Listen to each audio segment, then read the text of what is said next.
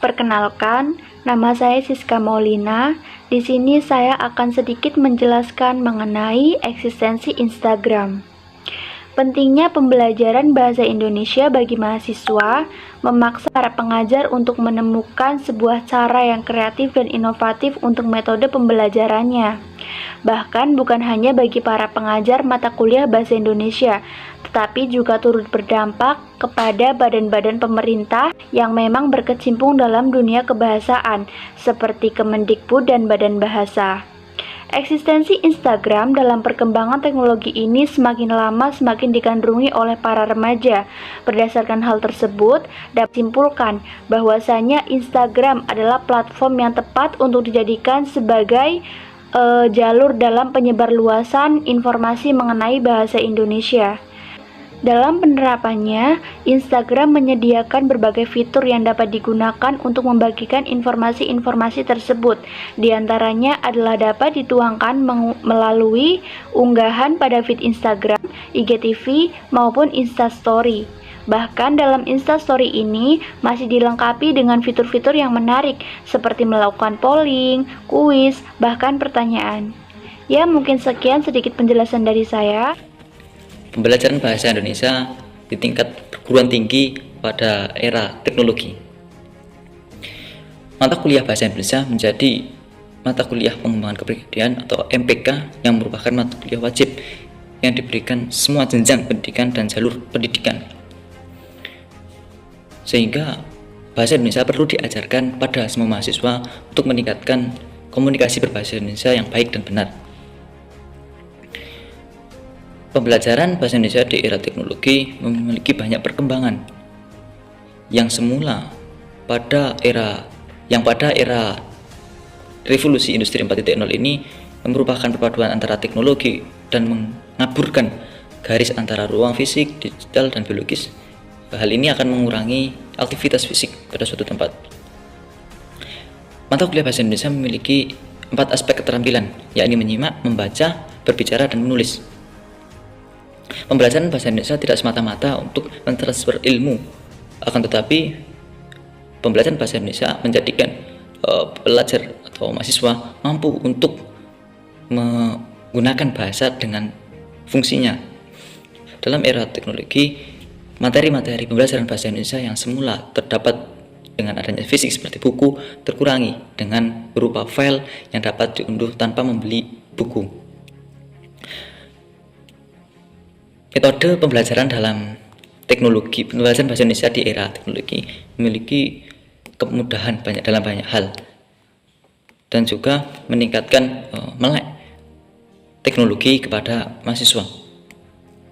Kemudahan yang didapat dalam pembelajaran bahasa Indonesia juga terdapat beberapa kelemahan seperti kurangnya terganggunya sinyal atau tersedianya kuota. Akan tetapi kelemahan itu tidak menjadikan teknologi sebagai hambatan dalam pembelajaran bahasa Indonesia, tetapi justru lebih mengedepankan fungsi-fungsi teknologi yang dimana teknologi membantu manusia dalam semua aktivitas termasuk pembelajaran. Oke, selanjutnya yaitu realisasi bahwa Instagram dapat digunakan sebagai media pembelajaran di tingkat perguruan tinggi.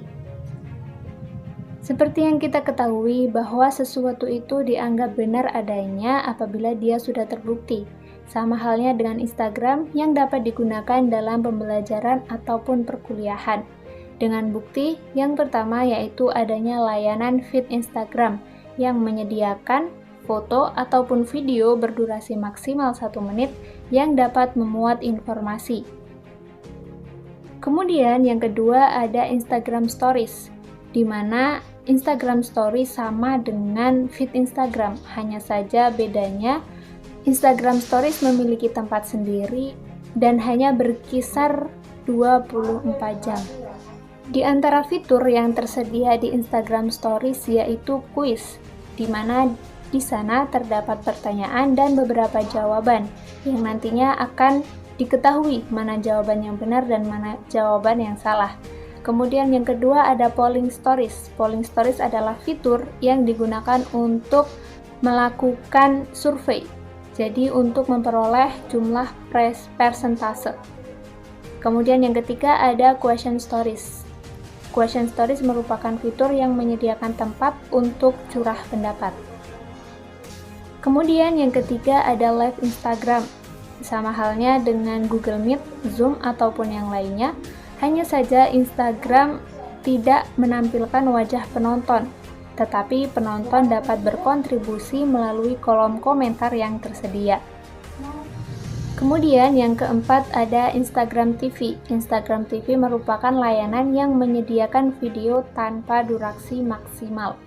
Kemudian yang terakhir ada Reels Instagram, yaitu layanan yang hampir mirip dengan TikTok, yaitu video yang berlandaskan pada musik dan kreativitas yang tinggi. Oke, kesimpulannya bahwa Instagram dapat dijadikan sebagai media pembelajaran di perguruan tinggi, yaitu antara dosen dan mahasiswa. Dosen dan mahasiswa harus bisa memanfaatkan Instagram sebagai media pembelajaran untuk meminimalisir kebosanan pada perkuliahan. Selain itu, mahasiswa juga dapat mempraktekannya, misalnya untuk mengikuti penggiat badan bahasa, seperti Badan Bahasa Indonesia dan juga Kemendikbud RI. Seperti yang kita ketahui bahwa mahasiswa itu harus dinamis, bergerak sendiri-sendiri tanpa disuruh terlebih dahulu. Harus ada pemikiran yang dinamis untuk pribadi yang lebih baik. Terima kasih.